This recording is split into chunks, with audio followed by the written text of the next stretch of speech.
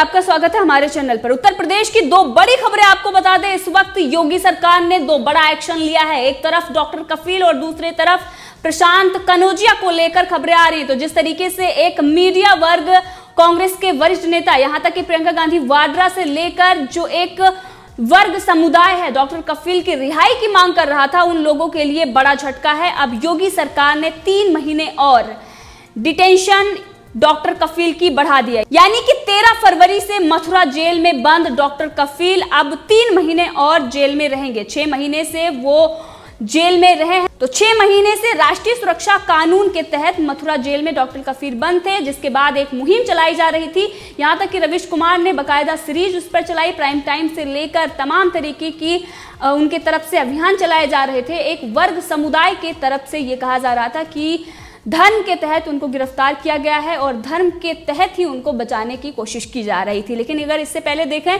तो ये वही वर्ग है, ये वही गैंग है जो ये कहता है कि हेट स्पीच और फेक न्यूज पर कार्रवाई क्यों नहीं होती है, और जब कार्रवाई होती है तो उनके समर्थन में और उनके पक्ष में आकर ये आ जाते हैं और वैसे ये निष्पक्ष बने रहते हैं। तो डॉक्टर कफील के लिए जिस तरीके से मांग की जा रही थी, डॉक्टर कफील के बारे में अगर आपको बता दें तो इससे पहले सीए के बाद में इन्होंने दंगा भड़काने के लिए भड़काऊ बयान दिया था, जिसके बाद इनको गिरफ्तार किया गया था ऊपा के तहत। और उसके बाद पूरा सेकुलर गैंग, प्रियंका गांधी वाड्रा, सोनिया गांधी, राहुल गांधी, तमाम लोग इनको बचाने की कोशिश में थे और पूरी कांग्रेस जुटी हुई थी। और वहीं पर योगी सरकार पर डॉक्टर कफील को लेकर ये कहा जा रहा था कि वो एक विशेष समुदाय से आते हैं, इसीलिए उनको ऊपा के तहत गिरफ्तार किया गया है और इसीलिए उनको रिहा नहीं कर रहे हैं। और अगर उनके बयानों को देखें तो उन्होंने अलीगढ़ मुस्लिम यूनिवर्सिटी में भड़काऊ भाषण दिया था।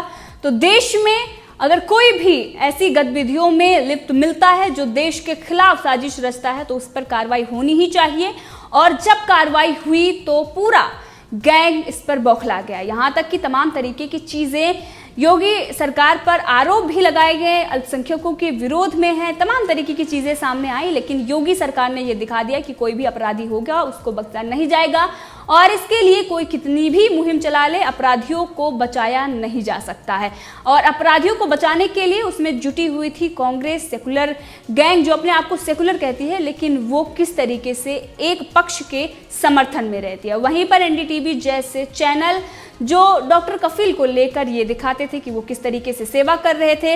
वो एक डॉक्टर थे और काफ़ी टाइम से उन्होंने लोगों की सेवा की है। लेकिन आपको याद होगा 2017 में गोरखपुर मेडिकल कॉलेज में जिस तरीके से ऑक्सीजन की कमी हो गई थी और उसके बाद ऑक्सीजन सिलेंडर बंद कर दिए गए थे। तमाम ऐसी साजिश रची गई थी सिर्फ और सिर्फ ये दिखाने के लिए कि योगी सरकार में किस तरीके से बच्चों की मृत्यु हो गई। और उस साजिश में मुख्य आरोपी अगर कोई था तो वो डॉक्टर कफील थे और उनको उस वक्त गिरफ्तार किया गया था क्योंकि इनकी लापरवाही ही थी, यूं कहें तो एक साजिश थी जिसके तहत उन बच्चों की मृत्यु हुई थी। तो उस वक्त डॉक्टर कफील उस वार्ड के नोडल अफसर थे और इसीलिए इनको गिरफ्तार किया गया था और उसके बाद इनको रिहा कर दिया गया। लेकिन अब जो इन्होंने बयान दिया था एमयू में जाकर नागरिकता कानून को लेकर, उसके बाद फरवरी में उन पर रासुका के तहत कार्रवाई की गई और उनको गिरफ्तार किया गया।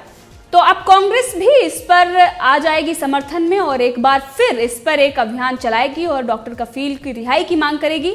लेकिन योगी सरकार ने जो ये फैसला लिया है बहुत ही सराहनीय है, क्योंकि ऐसे लोगों पर, ऐसे दंगाइयों पर जो इस तरीके के हेट स्पीच देते हैं और जो दंगों को भड़काते हैं, उनको बिल्कुल भी बख्शना नहीं चाहिए और ऐसे लोगों पर नकेल कसने की ही जरूरत है। वहीं दूसरी खबर, जैसे कि आपको बताया मैंने कि प्रशांत कनौजिया को लेकर, प्रशांत कनौजिया को उत्तर प्रदेश पुलिस ने अरेस्ट कर लिया है। प्रशांत कनौजिया की अगर बात करें तो प्रशांत कनौजिया वही हैं जिन्होंने लगातार, चाहे वो राष्ट्रपति को लेकर हो, जिस तरीके की अपमानजनक भाषा का प्रयोग किया है, भारत को लेकर, कश्मीर को लेकर, और किस तरीके से जातियों को आपस में वो लड़वाते हैं। और आज प्रशांत कनौजिया को जब गिरफ्तार किया गया तो कुछ लोग उनका समर्थन कर रहे हैं और ये कह रहे हैं कि ये बोलने की स्वतंत्रता देश में नहीं है और इसीलिए प्रशांत कनौजिया को गिरफ्तार किया गया है। और प्रशांत कनौजिया ने जो फेक ट्वीट किया था उसमें उन्होंने बाकायदा लिखा है कि ओबीसी, एससी, एसटी का प्रवेश राम मंदिर में निषेध होगा, यानी कि ये आपस में लोगों को लड़ाना चाहते हैं और इसीलिए इस तरीके का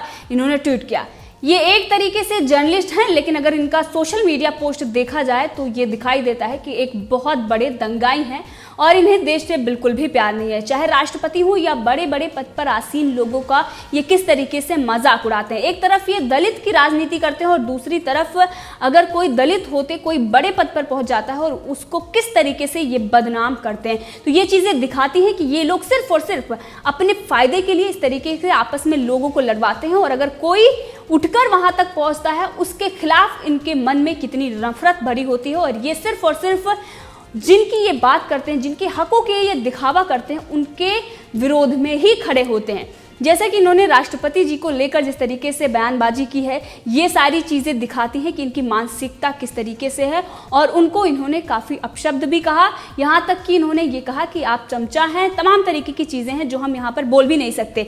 साथ में इन्होंने जिस ट्वीट को लेकर इन पर कार्रवाई की गई है उसके बारे में बता रहे हैं कि राम मंदिर से लेकर, जैसा कि मैंने बताया कि ओबीसी एसटी का प्रवेश उसमें निषेध होगा, और इसका नाम इन्होंने दिया है हिंदू आर्मी। सुशील तिवारी ने ऐसा ट्वीट किया है, उसको फोटोशॉप करके इन्होंने लगाया और लिखा कि तिवारी जी का ये आदेश है। उसके बाद ही इन पर कार्रवाई हुई है, क्योंकि ऐसे जो पोस्ट होते हैं, ऐसे भड़काऊ पोस्ट को लेकर किस तरीके से हमने देखा कि दंगे भड़क जाते हैं। वहीं पर बेंगलुरु की घटना यहाँ पर याद आती है। उस वक्त ना तो ये जो प्रशांत कनौजिया हैं ये सामने आते हैं, और ना ही जो सो कॉल्ड ये कहते हैं कि एक्टिविस्ट हैं जो अपने आप को दलितों के हितैषी समझते हैं। जी बिल्कुल सही समझा आपने, चंद्रशेखर आजाद जिनका नाम रामन है, रामन अपने आप को सबसे बड़ा हितैषी दलितों का कहते हैं, लेकिन उस वक्त उन्होंने एक भी शब्द वहां पर नहीं बोला, क्योंकि उनको पता है जिनसे इन्होंने गठजोड़ कर रखा है वो तबका इनसे नाराज हो जाएगा। और इसीलिए वहां पर इन्होंने कोई भी ना तो संवेदनाएं व्यक्त की, कांग्रेस की तरह वहां पर ये भी मौन रह गए। और इसको लेकर जिस तरीके से ये कह रहे हैं, आपको बताएं, इनका ये कहना है कि बहुजन पत्रकार प्रशांत कनौजिया की गिरफ्तारी उत्तर प्रदेश सरकार के तानाशाह रवैये का परिणाम है। अब लोगों के लिखने पढ़ने और आवाज उठाने से सरकार को तकलीफ होने लगी है। हम लगातार आपातकाल के दौर से घिरते जा रहे हैं, तत्काल प्रशांत कनौजिया की रिहाई सुनिश्चित की जाए। लेकिन जो उन्होंने ट्वीट किया था सरासर गलत था, और फेक ट्वीट करने के बाद उन पर कार्रवाई की गई है। लेकिन ये किस तरीके से मामले को डाइवर्ट करके दिखा रहे हैं कि लिखने और बोलने की आज़ादी नहीं है। लिखने बोलने की आज़ादी का मतलब ये नहीं होता कि आप किसी भी जगह पर जाएं और भड़काऊ बयान दें, आपस में लोगों को लड़ाएं, देश जलाने की साजिश रखें। अगर ऐसी साजिश आप करते हैं तो आप पर कार्रवाई होगी, फिर आप पत्रकार हो या फिर कोई बड़े नेता ही क्यों ना हो। और जिस तरीके से योगी सरकार अपराधियों पर नकेल कस रही है, इसी वजह से इनको तानाशाही दिख रही है। लेकिन वहीं पर बेंगलुरु में एक पोस्ट को लेकर जिस तरीके से आगजनी कर दी गई, वहां पर इनको दिखाई नहीं दे रहा है। कांग्रेस के ही नेता थे, अगर उस वक्त भी वो दलित भेदे, अगर उस पर कार्रवाई की जाती तो ये कहते कि वो कांग्रेस के नेता थे, दलित थे, इसलिए कार्रवाई की गई है, जैसा कि आज यहाँ पर कर रहे हैं। और उसके बाद दंगा भड़का, देश जलाया गया, लेकिन उसके बावजूद भी ये लोग एक शब्द नहीं बोले। ना तो रवीश कुमार ने उसको प्राइम टाइम में चलाया, ना ही कांग्रेस ने उसको मुद्दा बनाकर राजनीति की उस पर, और ना ही ऐसे जो मीम भीम वाले लोग हैं, ना तो उस पर आकर अपनी संवेदनाएं व्यक्त कर रहे थे। राणा आयुब जैसे लोग जो इस पर ये कह रहे हैं कि मैं प्रशांत कनौजिया के साथ हूं, उनको रिहा करना चाहिए, उनकी गिरफ्तारी जो हुई है उसका विरोध कर रही हैं। राणा आयुब के साथ साथ तमाम ऐसे लोग हैं जो उनका समर्थन कर रहे हैं।